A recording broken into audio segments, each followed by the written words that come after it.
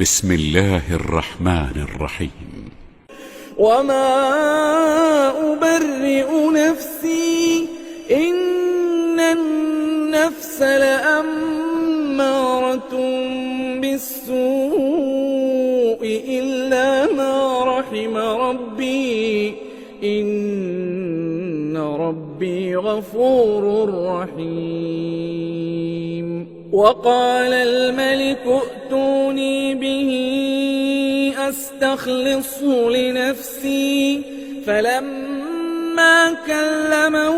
قال إنك اليوم لدينا مكين أمين. قال اجعلني على خزائن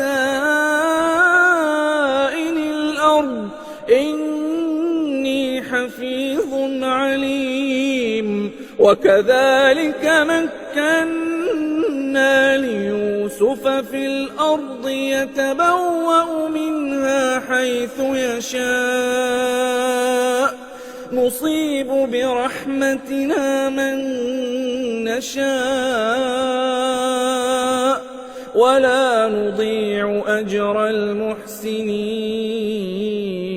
ولأجر الآخرة خير للذين آمنوا وكانوا يتقون. وجاء إخوة يوسف فدخلوا عليه فعرفهم وهم له منكرون. ولما جهزهم بجهازهم قال ائتوني بأخ لكم من أبيكم ألا ترون أني أوفي الكيل وأنا خير المنزلين. فإن لم تأتوني به فلا كيل لكم عندي ولا تقربون. قالوا سنراود عنه أباه وإنا لفاعلون. وقال لفتيانه اجعلوا بضاعتهم في رحالهم لعلهم يعرفونها إذا انقلبوا إلى أهلهم لعلهم يرجعون. فلما رجعوا إلى أبيهم قالوا يا أبانا منع منا الكيل فأرسل معنا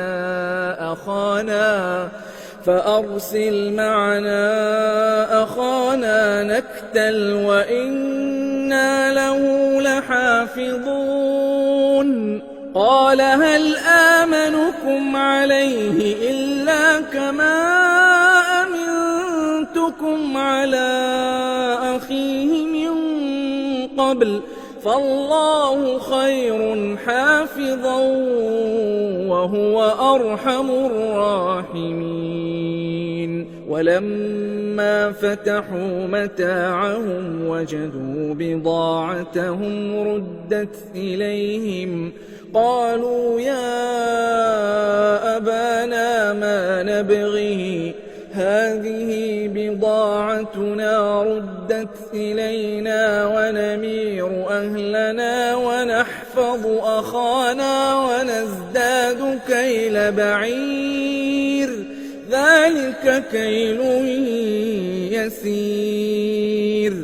قال لن أرسله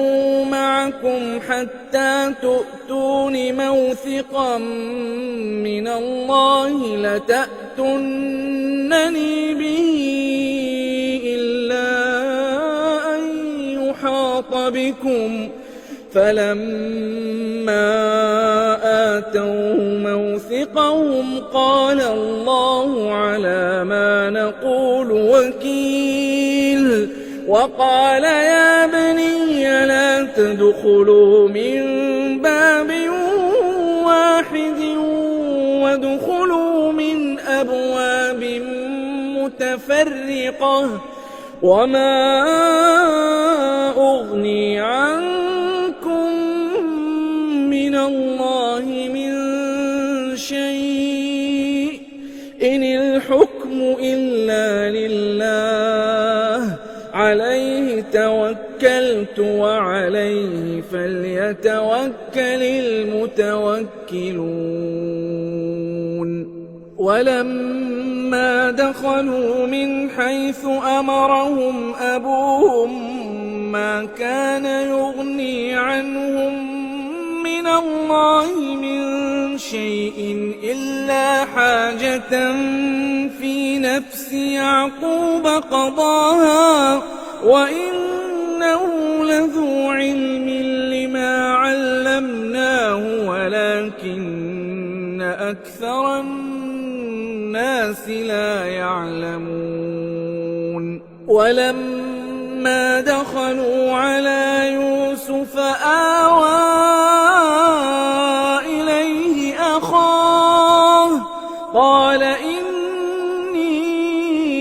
أنا أخوك فلا تبتئس بما كانوا يعملون فلما جهزهم بجهازهم جعل السقاية في رحل أخيه ثم أذن مؤذن أيتها العير إنكم لسارقون قالوا وأقبلوا عليهم ماذا تفقدون قالوا نفقد صواع الملك ولمن جاء به حمل بعير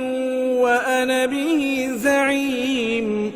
قالوا تالله لقد علمتم ما جئنا لنفسد في الأرض وما كنا سارقين قالوا فما جزاؤه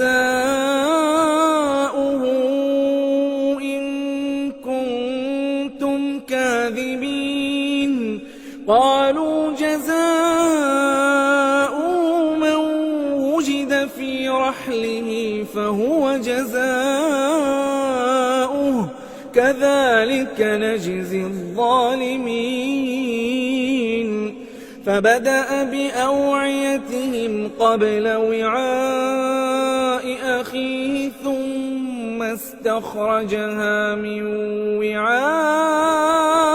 أخيه كذلك كدنا ليوسف ما كان ليأخذ أخاه في دين الملك إلا أن يشاء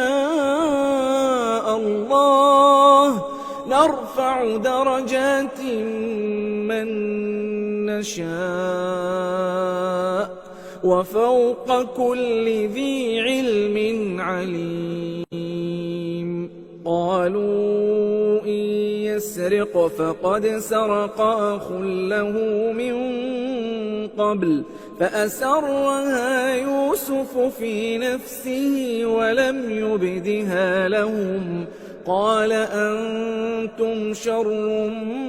مكانا والله أعلم بما تصفون قالوا يا أيها العزيز إن له أبا شيخا كبيرا فخذ أحدنا مكانه إنا نراك من المحسنين قال معاذ الله أن نأخذ إلا من وجدنا متاعنا عنده إنا إذا لظالمون فلما استيئسوا منه خلصوا نجيا قال كبيرهم ألم تعلموا أن أباكم قد أخذ عليكم موثقا من الله ألم تعلموا أن أباكم قد أخذ عليكم موثقا من الله ومن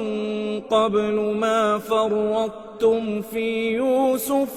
فلن أبرح الأرض حتى يأذن لي أبي أو يحكم الله لي وهو خير الحاكمين ارجعوا إلى أبيكم فقولوا يا أبانا إن ابنك سرق وما شهدنا إلا بما علمنا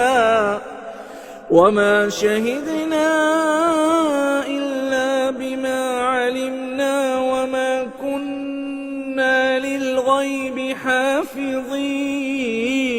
واسأل القرية التي كنا فيها والعير التي أقبلنا فيها وإنا لصادقون قال بل سولت لكم أنفسكم أمرا فصبر جميل عسى الله أن يأتيني بهم جميعا إنه هو العليم الحكيم وتولى عنهم وقال يا أسفا على يوسف وابيضت عيناه من الحزن فهو كظيم قالوا تالله تفتأ تذكر يوسف حتى تكون حرضا أو تكون من الهالكين قال إنما أشكو بثي وحزني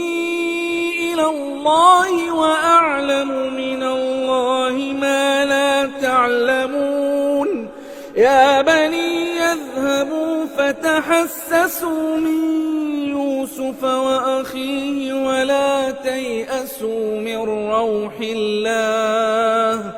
إنه لا ييأس من روح الله إلا القوم الكافرون فلما دخلوا عليه قالوا يا أيها العزيز مسنا وأهلنا الضر وجئنا ببضاعة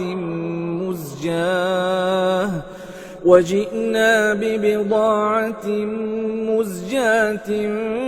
فأوف لنا الكيل وتصدق علينا إن الله يجزي المتصدقين قال هل علمتم ما فعلتم بيوسف وأخيه إذ أنتم جاهلون قالوا أئنك لأنت يوسف قال أنا يوسف وهذا أخي قد من الله علينا إنه من يتق ويصبر فإن الله لا يضيع أجر المحسنين قالوا تالله لقد آثرك الله علينا وإن كنا لخاطئين قال لا تثريب عليكم اليوم يغفر الله لكم وهو أرحم الراحمين اذهبوا بقميصي هذا فألقوه على وجه أبي يأت بصيرا وأتوني بأهلكم أجمعين ولما فصلت العير قال أبوهم إني لأجد ريح يوسف لولا أن تفندون قالوا تالله إنك لفي ضلالك القديم. فلما أن جاء البشير ألقاه على وجهه فارتد بصيرا قال ألم أقل لكم إني أعلم من الله ما لا تعلمون. قالوا يا أبانا استغفر لنا ذنوبنا إنا كنا خاطئين. قال سوف أستغفر لكم ربي إنه هو الغفور الرحيم. فلما دخلوا على يوسف آوى إليه أبويه وقال ادخلوا مصر إن شاء الله آمنين. ورفع أبويه على العرش وخروا له سجدا وقال يا أبت هذا تأويل رؤياي من قبل قد جعلها ربي حقا وقد أحسن بي إذ أخرجني من السجن وجاء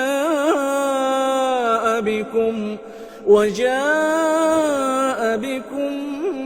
من البدو من بعد أن نزغ الشيطان بيني وبين إخوتي إن ربي لطيف لما يشاء إنه هو العليم الحكيم. رب قد آتيتني من الملك وعلمتني من تأويل الأحاديث فاطر السماوات والأرض أنت ولي في الدنيا والآخرة توفني مسلما وألحقني بالصالحين. ذلك من أنباء الغيب نوحيه إليك وما كنت لديهم إذ أجمعوا أمرهم وهم يمكرون. وما أكثر الناس ولو حرصت بمؤمنين وما تسألهم عليه من أجر إن هو إلا ذكر للعالمين. وكأين من آية في السماوات والأرض يمرون عليها وهم عنها معرضون. وما يؤمن أكثرهم بالله إلا وهم مشركون. أفأمنوا أن تأتيهم غاشية من عذاب الله أو تأتيهم الساعة بغتة وهم لا يشعرون. قل هذه سبيلي أدعو إلى الله على بصيرة أنا ومن اتبعني وسبحان الله وما أنا من المشركين.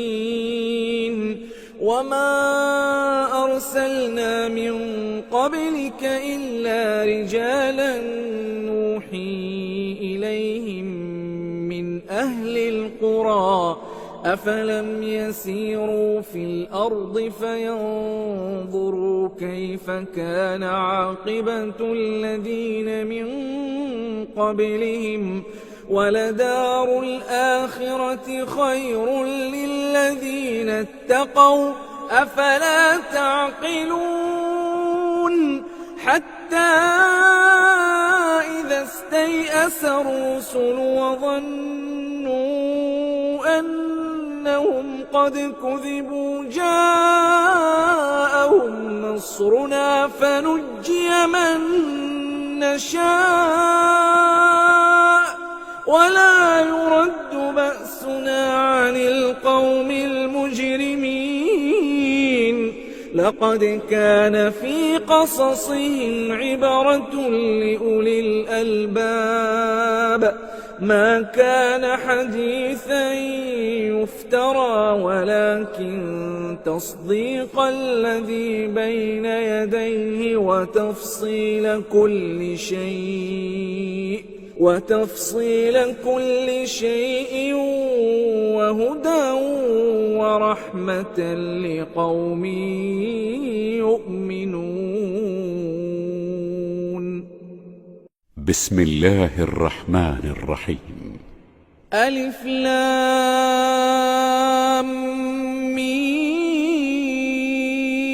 را تلك آيات الكتاب والذي أنزل إليك من ربك الحق ولكن أكثر الناس لا يؤمنون. الله الذي رفع السماوات بغير عمد ترونها ثم استوى على العرش وسخر الشمس والقمر كل يجري لأجل مسمى يدبر الأمر يفصل الآيات لعلكم بلقاء ربكم توقنون. وهو الذي مد الأرض وجعل فيها رواسي وأنهارا ومن كل الثمرات جعل فيها زوجين اثنين يغشي الليل النهار إن في ذلك لآيات لقوم يتفكرون. وفي الأرض قطع متجاورات وجنات من أعناب وزرع ونخيل صنوان وغير صنوان يسقى بماء واحد ونفضل بعضها على بعض في الأكل إن في ذلك لآيات لقوم يعقلون. وإن تعجب فعجب قولهم أإذا كنا ترابا أإنا لفي خلق جديد أولئك الذين كفروا بربهم وأولئك الأغلال في أعناقهم وأولئك أصحاب النار هم فيها خالدون. ويستعجلونك بالسيئة قبل الحسنة وقد خلت من قبلهم المثلات وإن ربك لذو مغفرة للناس على ظلمهم وإن ربك لشديد العقاب. ويقول الذين كفروا لولا أنزل عليه آية من ربه إنما أنت منذر ولكل قوم هاد الله يعلم ما تحمل كل أنثى الأنثى وما تغيض الأرحام وما تزداد وكل شيء عنده بمقدار عالم الغيب والشهادة الكبير المتعال سواء منكم من أسر القول ومن جهر به ومن هو مستخف بالليل وسارب بالنهار له معقبات من بين يديه ومن خلفه يحفظونه من أمر الله إن الله لا يغير ما بقوم حتى يغيروا ما بأنفسهم وإذا أراد الله بقوم سوءا فلا مرد له وما لهم من دونه من وال هو الذي يريكم البرق خوفا وطمعا وينشئ السحاب الثقال ويسبح الرعد بحمده والملائكة من خيفته ويرسل الصواعق فيصيب بها من يشاء وهم يجادلون في الله وهو شديد المحال له دعوة الحق والذين يدعون من دونه لا يستجيبون لهم بشيء إلا كباسط كفيه إلى الماء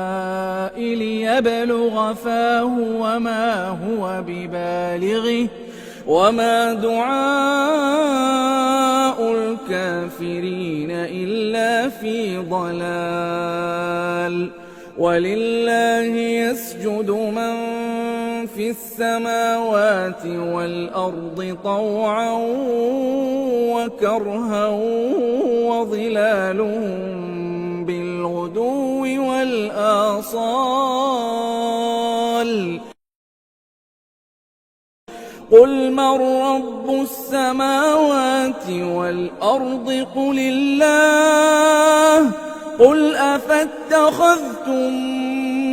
من دونه أولياء لا يملكون لأنفسهم نفعا ولا ضرا قل هل يستوي الأعمى والبصير أم هل تستوي الظلمات والنور أم جعلوا لله شركاء خلقوا كخلقه فتشابه الخلق عليهم قل الله خالق كل شيء وهو الواحد القهار أنزل من السماء ماء فسالت أودية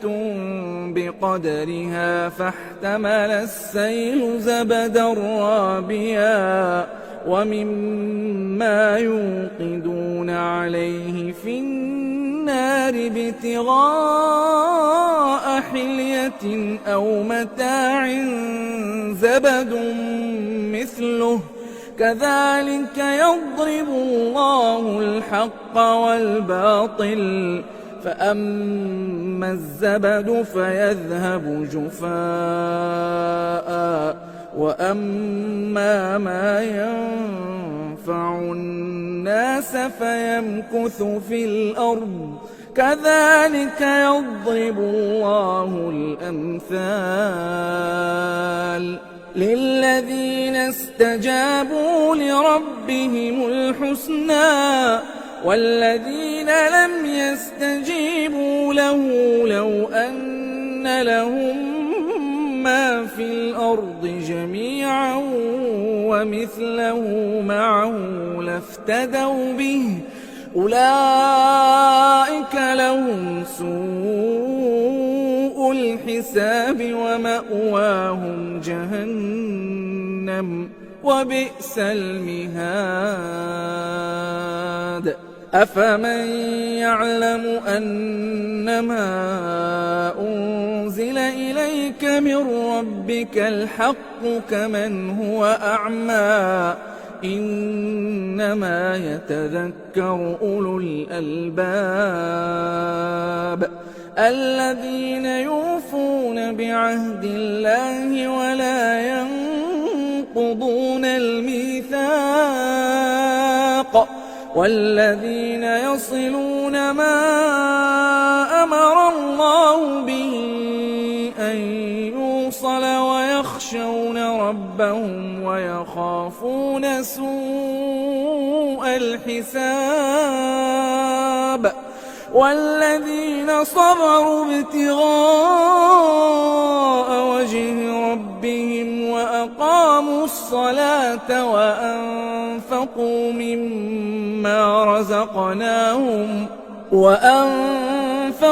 مما رزقناهم سرا وعلانية ويدرؤون بالحسنة السيئة أولئك لهم عقبى الدار جنات عدن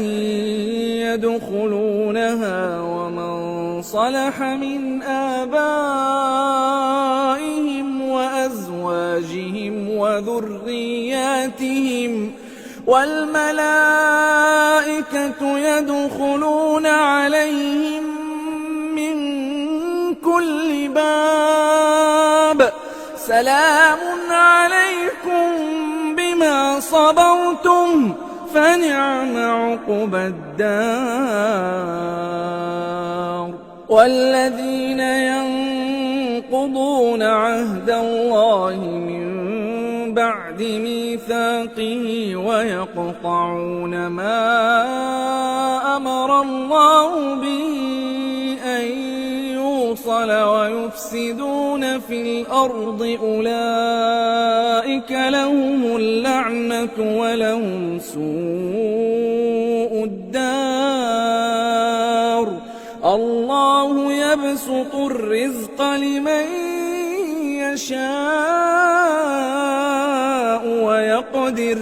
وفرحوا بالحياة الدنيا وما الحياة الدنيا في الآخرة إلا متاع ويقول الذين كفروا لولا أنزل عليه آية من ربه قل إن الله يضل من يشاء ويهدي إليه من أناب الذين آمنوا وتطمئن قلوبهم بذكر الله ألا بذكر الله تطمئن القلوب الذين آمنوا وعملوا الصالحات طوبى لهم وحسن مآب كذلك أرسلناك في أمة قد خلت من قبلها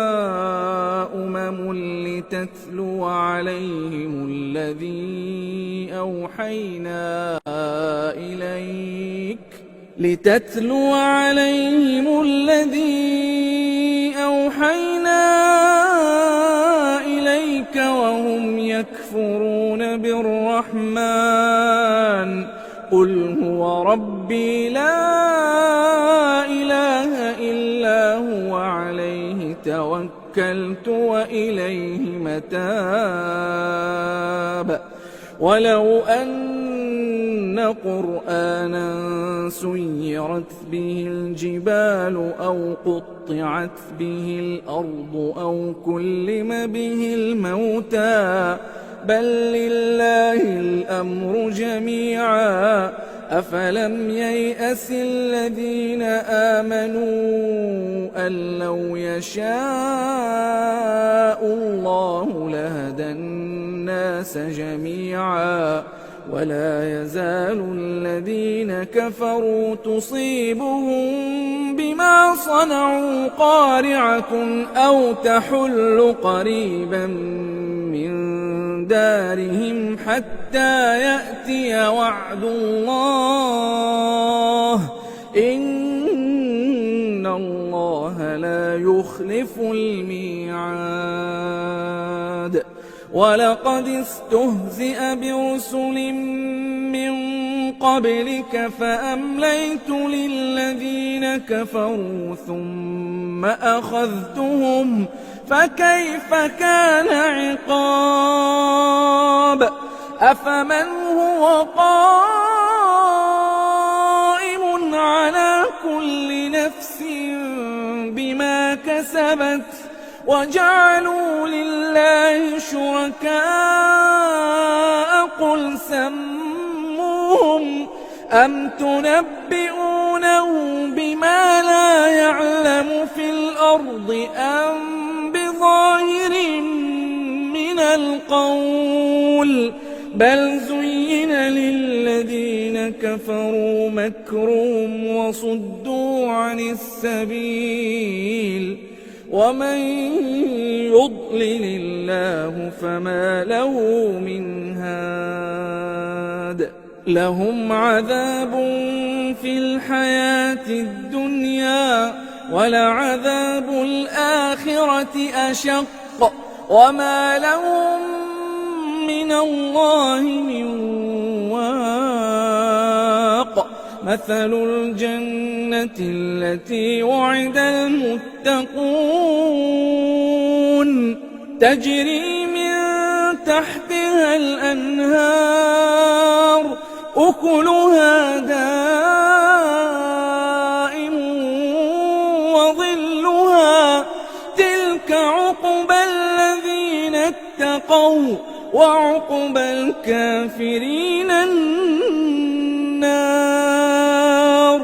والذين آتيناهم الكتاب يفرحون بما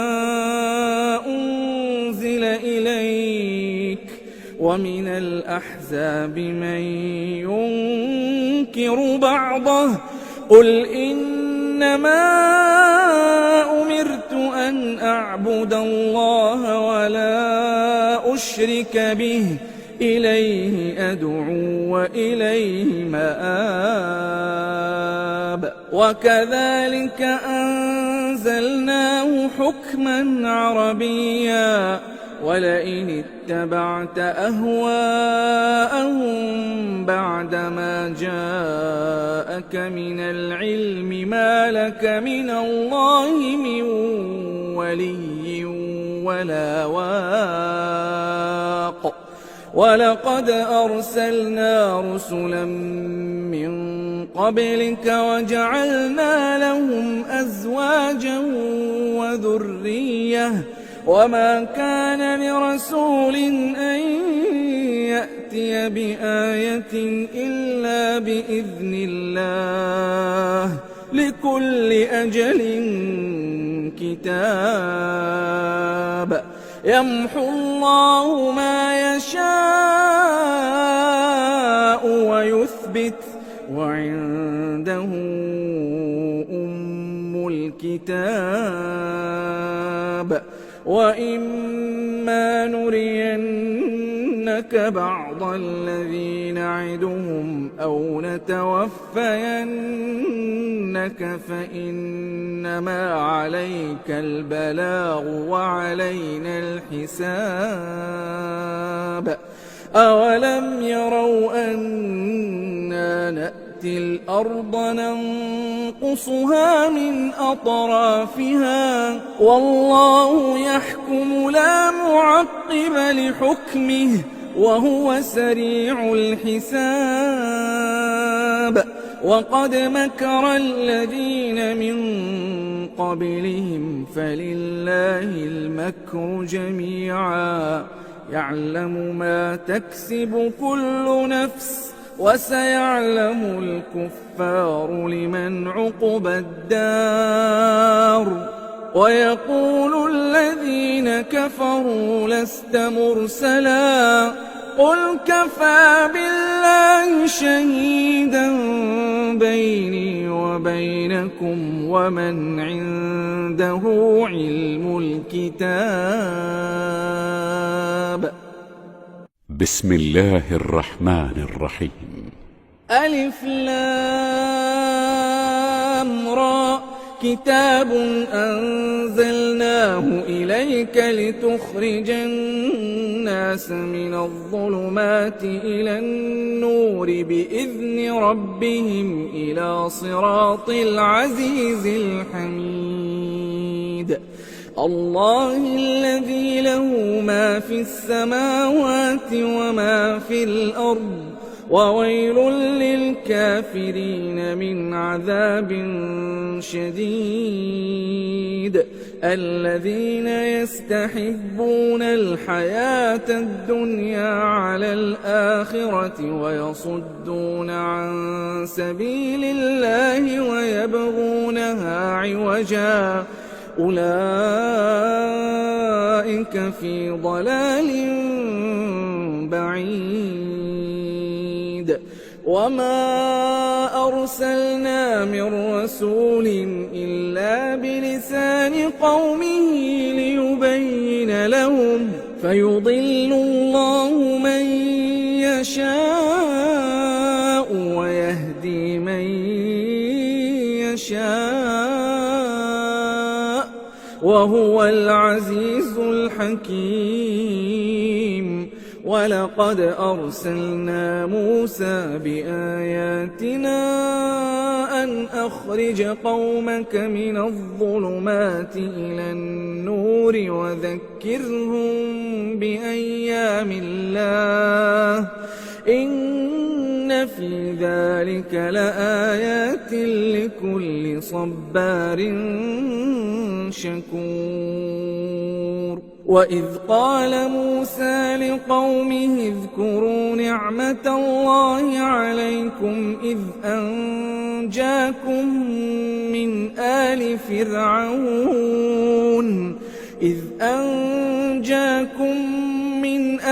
فرعون يسومونكم سوء العذاب ويذبحون أبناءكم ويستحيون نساءكم وفي ذلكم بلاء من ربكم عظيم. وإذ تأذن ربكم لئن شكرتم لأزيدنكم ولئن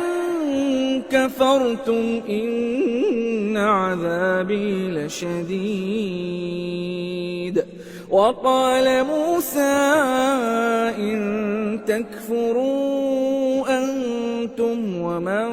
في الأرض جميعا فإن الله لغني حميد. ألم يأتكم نبأ الذين من قبلكم قوم نوح وعاد وثمود والذين من بعدهم لا يعلمهم إلا الله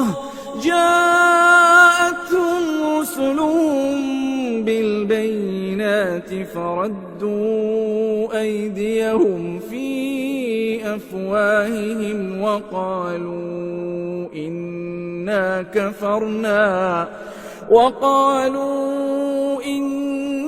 كفرنا بما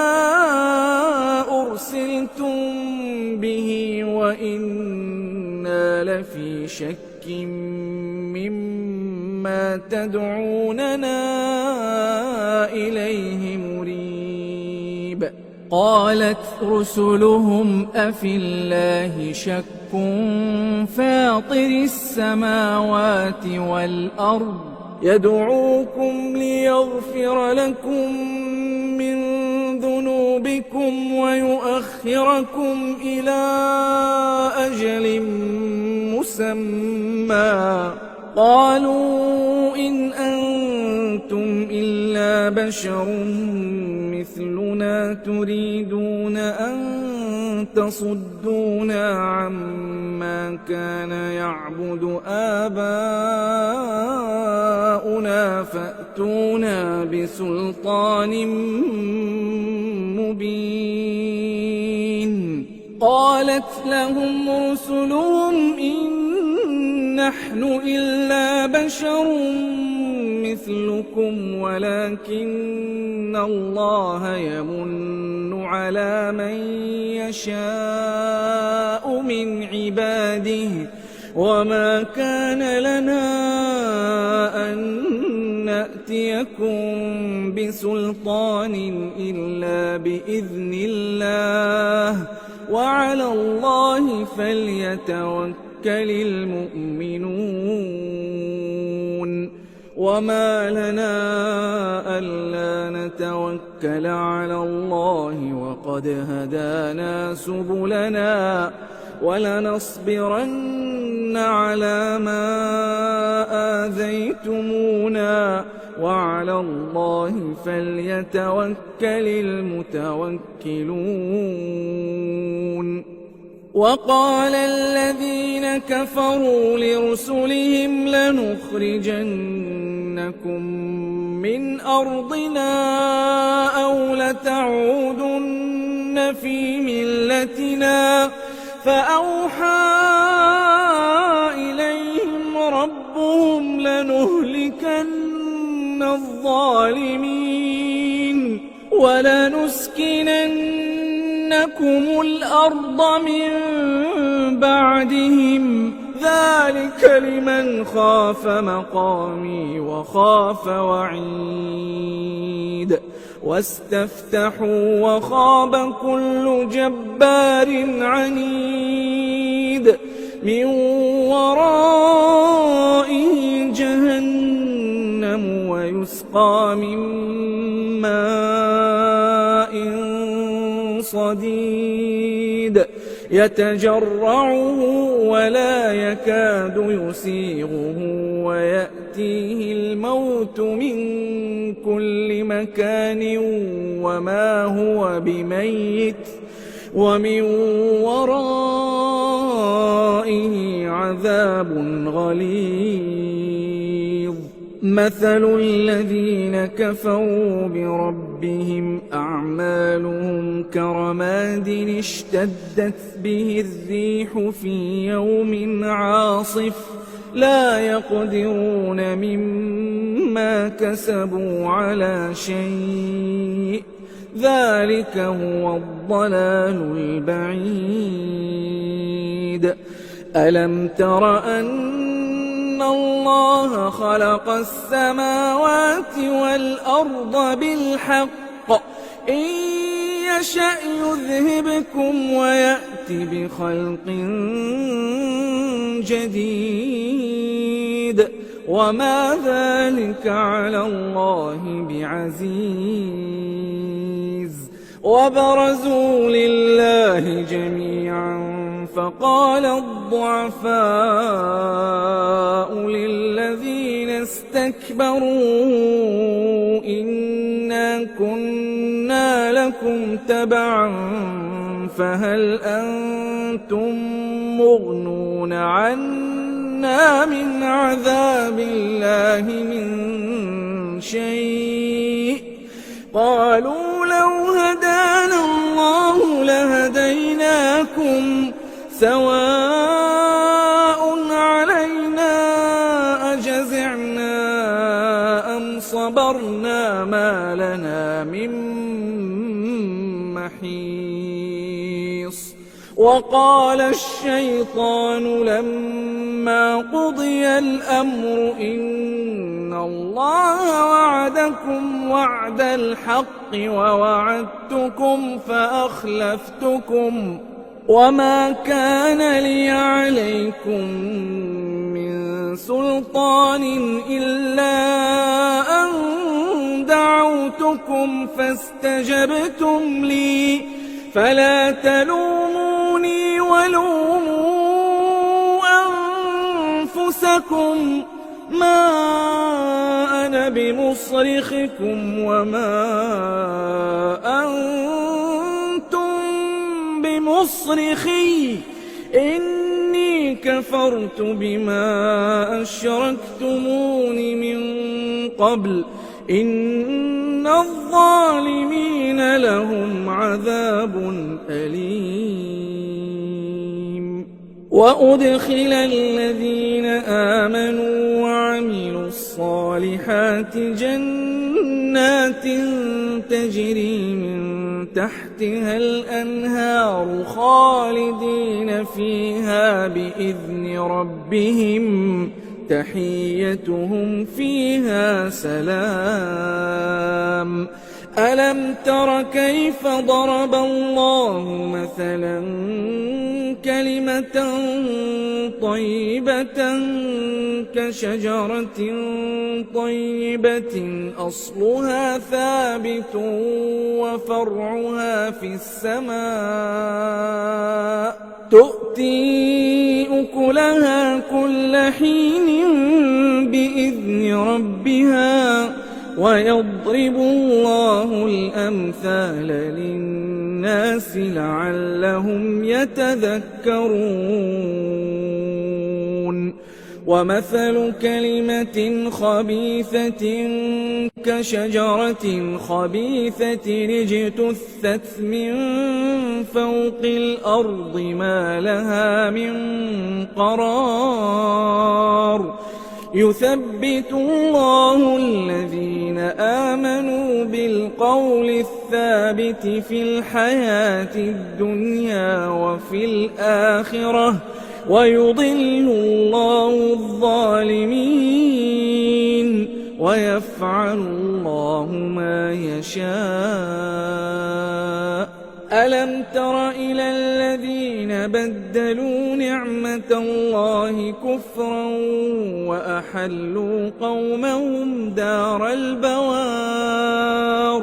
جهنم يصلونها وبئس القرار وجعلوا لله أندادا ليضلوا عن سبيله قل تمتعوا فإن مصيركم إلى النار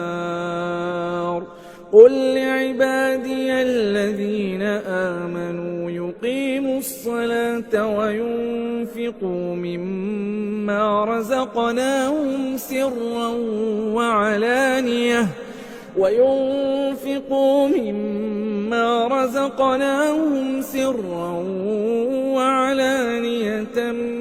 من قبل أن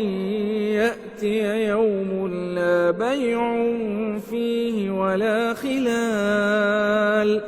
الله الذي خلق السماوات والأرض وأنزل من السماء ماء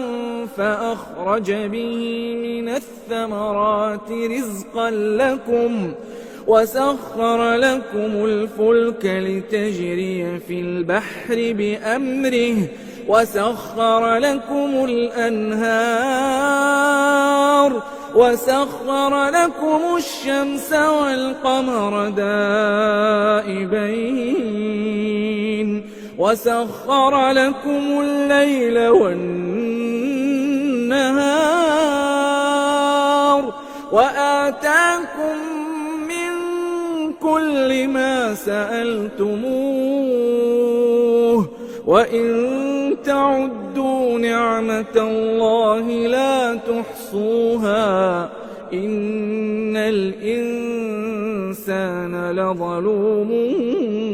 كفار وإذ قال إبراهيم رب اجعل هذا البلد آمنا واجنبني وبني أن نعبد الأصنام رب إنهن أضللن كثيرا من الناس فمن تبعني فإنه مني ومن عصاني فإنك غفور رحيم ربنا إني أسكنت من ذريتي بواد غير ذي زرع عند بيتك المحرم ربنا ليقيموا الصلاة فاجعل أفئدة من الناس تهوي إليهم وارزقهم من الثمرات لعلهم يشكرون ربنا إنك تعلم ما نخفي وما نعلن وما يخفى على الله من شيء في الأرض ولا في السماء الحمد لله الذي وهب لي على الكبر إسماعيل وإسحاق إن ربي لسميع الدعاء رب اجعلني مقيم الصلاة ومن ذريتي ربنا وتقبل دعاء ربنا اغفر لي ولوالدي وللمؤمنين يوم يقوم الحساب ولا تحسبن الله غافلا عما يعمل الظالمون إنما يؤخرهم ليوم تشخص فيه الأبصار مهطعين مقنعي رؤوسهم لا يرتد إليهم طرفهم وأفئدتهم هواء وأنذر الناس يوم يأتيهم العذاب فيقول الذين ظلموا ربنا أخرنا إلى أجل قريب نجب دعوتك ونتبع الرسل أولم تكونوا أقسمتم من قبل ما لكم من زوال وسكنتم في مساكن الذين ظلموا أنفسهم وتبين لكم كيف فعلنا بهم وضربنا لكم الأمثال وقد مكروا مكرهم وعند الله مكرهم وإن كان مكرهم لتزول منه الجبال فلا تحسبن الله مخلف وعده رسله إن الله عزيز ذو انتقام يوم تبدل الأرض غير الأرض والسماوات وبرزوا لله الواحد القهار وترى المجرمين يومئذ مقرنين في الأصفاد سرابيلهم من قطران وتغشى وجوههم النار ليجزي الله كل نفس ما كسبت إن الله سريع الحساب. هذا بلاغ للناس ولينذروا به وليعلموا أنما هو إله واحد وليذكر أولو الألباب.